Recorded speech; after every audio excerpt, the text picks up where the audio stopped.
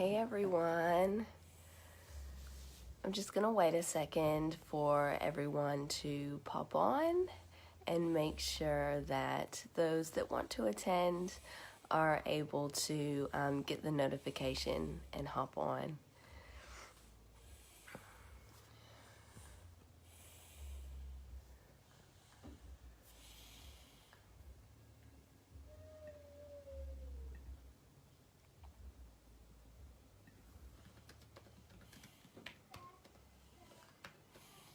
Hey! I'm just going through and reading everyone's questions again. Please excuse me, I am sick. I sound a lot worse than what I feel. Could you guys just leave a comment in the comment box to make sure that I'm seeing everyone's questions and that everything is coming through the way it should be coming through? Is anyone? Oh, hey Steph, there we go. I think I had it on like a quiet mode. Hey Michelle, hey Bree. Okay, perfect. So I just wanted to dive right into this information. I know that there is still a lot of questions surrounding birth photography and how to make it work and how is this sustainable and it just being so draining emotionally and physically and being very, very demanding. So I just wanted to address some of your questions to give you a little bit of reassurance that this is possible, and that we can make it work and we can make it work together. And I really want to help you make your dreams work. So the 1-year-old is sleeping next to me. So just chilling out in bed, doing some work. So Dania was asking about Flash, and I kind of touched a little bit on this in the webinar, but I know that the webinar was a lot longer than what a Q&A will be, so it's probably easier, and that's another reason why I wanted to do the Q&A, because it's a little bit shorter and probably a little bit easier, and it's not tainted with all of the other information. And I had yay, I did. I was a little bit iffy saying it, and I thought, no, I'm gonna go for it. But yeah, so it's a little bit easier to watch a 15 or a 20-minute Q&A than it is to watch 2 1-hour webinars. So yes, about Flash, I did mention this in my other webinar, but with Flash, so I don't use Flash, but I'm thinking of adding it to my arsenal for at least post-baby shots. Sarah's gorgeous imagery has me convinced.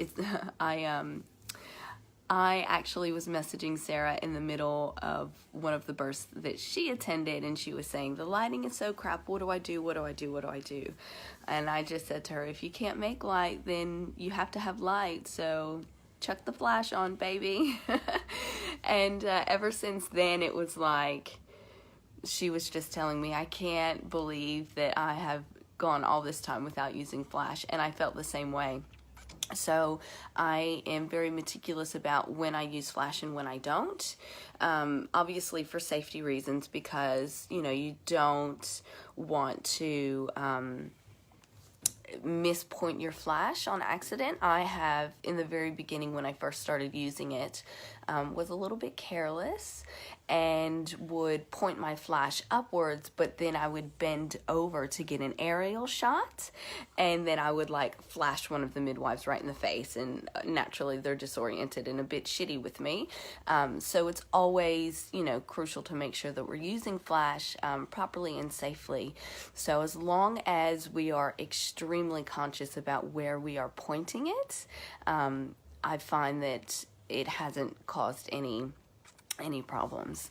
So aside from that, I won't get into any of the benefits of why flash is nice to use, because that is something that I am reserving for the e-course. I go through loads and loads of reasons on why we should be using flash and why we shouldn't be using flash, and how flash is very different, obviously, from natural light, and what it can do to your images and how much more control you have over that. So best flash for beginners, I still have a beginner flash. I went to JB Hi-Fi, which is the equivalent to Best Buy in the States, and I bought like a $200 flash. I think I spent like $197 on it. I just wanted to make sure that I could rotate the head and that it had a manual setting on it, and then I bought the cheapest one, and I still use it. I haven't gone and upgraded to a Nikon SB700 or any, 900 or anything like that. I found that as long as it's got a manual setting and I can swivel the head wherever I want it to, it works. So yes, equipment is important, but it isn't the end all and be all. I shot births for my first 12 months. Hey Serena, hey Sarah. I shot for my first 12 months on a crop sensor, and I know tons of birth photographers who are still shooting on a crop sensor. And what's really funny is that I actually started on a crop sensor DSLR, and then I bought a full frame DSLR, and I'm back to using crop sensor. So for the past 15 to 20 months, I've been shooting all of my births on a cropped sensor camera. So it's not always necessarily about how expensive your equipment is or how good it is, but it's about how you use it and making sure that you know those settings extremely intimately to know how far you can push your camera and what its boundaries are. I hope that kind of answered a little bit. And BFT, I don't actually use BFT. I tried it once. I didn't notice a difference in my images, so I never used it again. And it's probably not because it doesn't make a difference. It's probably because I wasn't using it right.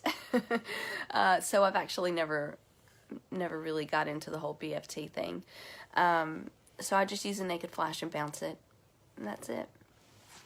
Another one of your questions was, how do you add to your client's experience? And this is a very multi-answered question, because and this is what I really want everyone to understand about the course, is that this isn't about, yes, I have a lot of things that I want to give you and a lot of tools and stuff that you can go and reuse, such as contracts, but I don't want you to go into the e-course thinking that you're going to be a replica of me. I really want to encourage you to understand that you have your own extra in oomph and badassery to give, and so I want you to be able to find that and offer something that is unique to you and only you. So while this is a multi-faceted answer, me personally, what I do to make sure that the experience is different is I market myself differently. So I don't market myself as a birth photographer, so to say. I market myself as an experience. So you're not just getting pretty pictures, you're not getting a product, you're actually getting an entire experience.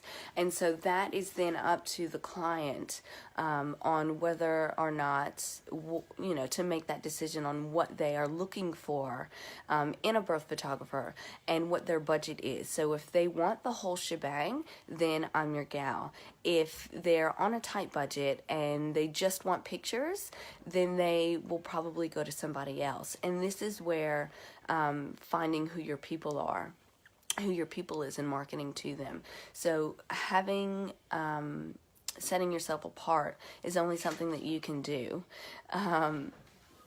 Now, how do you, especially if they book in the first trimester, and how often do you keep in touch with them?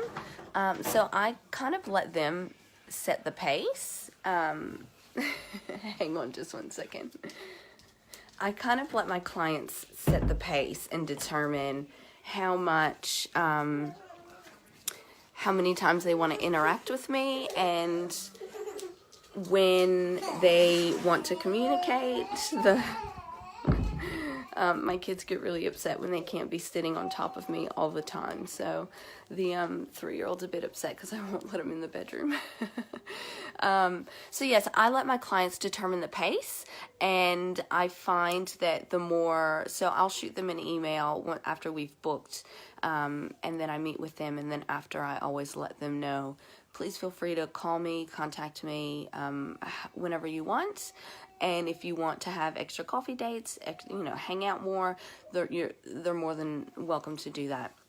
Some women I hang out with a lot, not because I think they feel that they need to get to know me better, but I think that it's almost like an extension of their continuity of care. And so we always end up becoming really good friends. And I think that is another way to add to the experience of your clients. So to keep them feeling and not over communicating. Yeah. So like I said, just you let them set that pace. Michelle asked, how do you make yourself stand out when there are tons of birth photographers in your area? The only way to do that is to find out something that you offer and that makes you different from everybody else. So what do you have that the next person doesn't? And why does that mom need to book you because of that? And I think that's probably the hardest part in setting yourself up to be a successful business, not just birth photographer, but business in general is, when you begin marketing yourself, people want something that they need. And so you need to be able to offer that person what they need that the next person can't offer them. And that's what's really going to make you stand out. Michelle also asked, do you ever change the lenses while at a birth? No, I don't. I actually shoot on one lens, and that's it. I shoot on a Fuji X-T2, which is a mirrorless cropped sensor camera, and I have a 16 millimeter lens, which is the equivalent to a 23 mil lens, and that's the only thing I shoot with. So I just make sure that I fixed any distortion in post, and if I need to get closer, I get closer. And you'll be able to read your mom and determine how close you can get before you know that you're overstepping your boundaries. How many photos do I deliver to the client? I think I answered this question in the webinar as well, but I'll answer it again for easier access. I deliver about 150 images per gallery, and I've never delivered more than 300. And it takes me, I remember someone else was asking me, I'll just keep moving through, otherwise I'll lose track. So about 150, depending on what I'm shooting and who all is there. Obviously, home births are going to get a little bit more images than what a hospital birth will.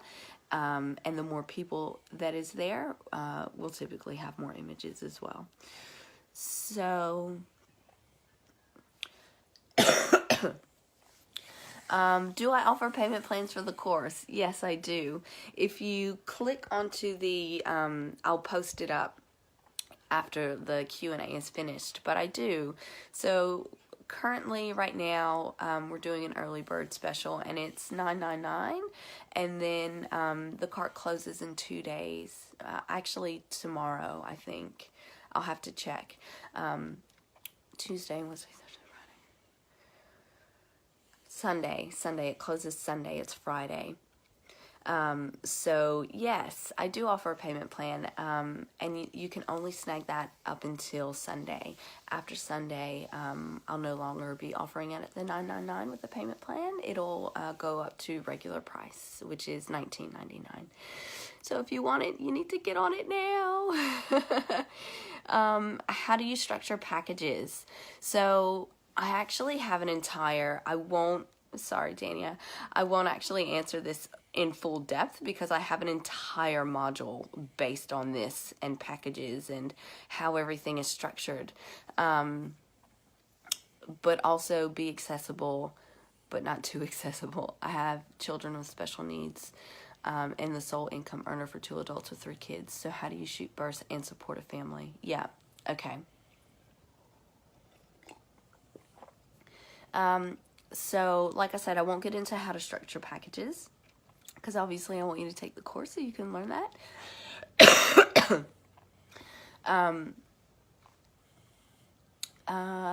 So how do you shoot births and support a family? So you're gonna have to have a support network that that supports and encourages you, so that way you can leave at the drop of a hat. There are some really great resources, especially here in Australia. Sarah might be able to help you with that maybe as well. There's actually a couple of websites that do like SOS nannies here in Australia. I'm not sure. You'll have to check and see if there's an equivalent in other countries like Canada and the US. But they do like SOS nannies. So if you need somebody in a heartbeat, you can actually jump on, find somebody that suits your needs. And then you can have them kind of be like your designated babysitter to come and help you, which is fantastic. So I think that's it. That's all the questions that's come through on the thread. But are there any lingering questions that you have now while we are live? Anyone?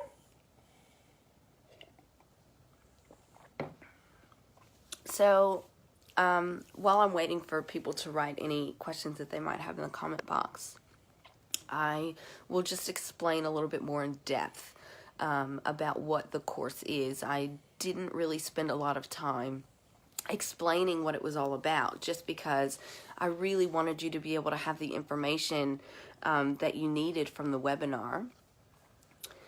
Oh, perfect. That's excellent. Excellent, Dania. So this is a 12-month course, and it is extremely intensive and comprehensive on all fronts. So we're talking learning about birth trauma and how to navigate that and how to heal your own trauma and pressing forward through your own emotions and dealing with a lot of our own personal fears surrounding being confident and overcoming fear and success and women in the birth space and societal norms and, you know, gender stereotypes. And then on top of that, we're also doing a lot of technical skill where we will be going through Lightroom and the different modules of Lightroom and how that works in cataloging and how you need to be backing up your images and storing them. And then we're going to go through an entire process from shooting a birth all the way up to delivery and post. So that way you can learn, you know, what that experience is, and then you can take that and tweak it to make it your own. Yeah. And so we've got modules on light and what light is and how we can use that to our benefit. We've got modules on artificial lights and what all of the different types of artificial light is. I'm just reading the comments that's coming through. I recently shot a birth where it was a wild birth and she needed me as her doula. Yep. Hardly any birth. I feel terrible, but it wasn't appropriate for me to take images. Should I offer her a refund? No, Bree. So what I do whenever I have doula clients and birth photography clients that hire me for both services, I always just say, I just let them know that usually one aspect of their story is going to lack, depending on which one is more of a need. So before we ever go into their birth space, I ask them which service is more important to you. Typically they say doula, and if that's the case, then I just make sure that they understand, okay, if you come to a point in your labor where you need me, then you're going to end up missing some shots. Are you okay with that? And if they say no, then they really need to sit back and think about what is most important to them in their birth. I have some women say that I'm happy for you to not help me during the birth as doula because we've done all of the prep work, and they feel confident enough that I can just go and say, hey, Dad, Mom looks like she needs a little bit of help. Why don't you go hold her hand and whisper, naughty things in her ear? And that usually will placate the situation, and it leaves me free to continue shooting. And so that's totally up to Mom. But if you have made that clear, Bree, then I wouldn't actually refund. Should I have some births booked before starting the course? I haven't photographed a birth yet, and I'm not confident my current camera doesn't handle low light very well. Okay. No, Amber, you don't have to have any birth booked, and you don't need to have ever shot a birth before. So I go through camera settings and what they mean and how they all work together in the course as well. Actually, I'll pull up my modules and I'll read them out to you. So that way you've got a really, really clear understanding of what it is. So 12 modules. The first module is getting started, and I'll go through what that entails and what the requirements are from me and from you. Understanding physiological birth. We'll talk about birth and labor. I've got camera techniques. Light. We're talking about light. We're talking about marketing. We're talking about perceptions of birth and how that differs from person to person. Telling stories through imageries we're chatting about. Working with other birth professionals. So midwives, obstetricians, anesthetists, other birth photographers, doulas, and how we all have the same goal. Working with women in loss. So we've got a massive module on that, and why it is important that we are equipped in every possible way to support women who are experiencing loss, either unexpectedly or expectedly. Post-production workflows in Lightroom. So we're going, that's a massive, massive module. And delivering digital images and ordering your products. So all of that is including like backing up and culling and bulk editing and backing up images and exporting, ordering through Rose systems and preparing digital images for print. And I mean, just so much information. And then we are doing a final exit portfolio. So at the end, in your 12th month, you'll need to you'll need to supply a gallery of 20 images for me to approve it. So, and it's really, really good because in the beginning you'll submit images as well, and then at the end of the 12 months you'll submit images again, and then you get to compare, because this isn't about comparing against each other. This is about comparing against yourself. So we don't want to create an environment where we're looking at other photographers going, I wish I could be as good as that person. We always want to be striving to be better than what we once were. So the excellent part of this course is that you get to see your growth, and you get to see where you started and how much you've learned, and then you get to see the end product of your images and how far they've come, which I think is probably one of the most valuable things that you could probably gain from this, is that confidence to know that you have evolved and that you have learned your skills, and that you do have what it takes to be a birth photographer. It just takes some perseverance and some encouragement, and maybe some hand holding along the way, and maybe a kick up the ass along the way. It just depends on where you're at in your journey. So if there aren't any other questions, I will hop off and go and take some more medicine and have a nap, I think. But I did just want to give another reminder that the card is only open for 2 days. There is a payment plan, or you can pay in full, and there's still a bunch of extra cool freebies attached when you buy the course, and that's launching on the 31st of July. And there's a lot of other really cool secret things that I haven't released yet that if you get it now, you'll be the first to know. So all right, thanks Amber, thanks everybody, and I will see you guys soon. Bye.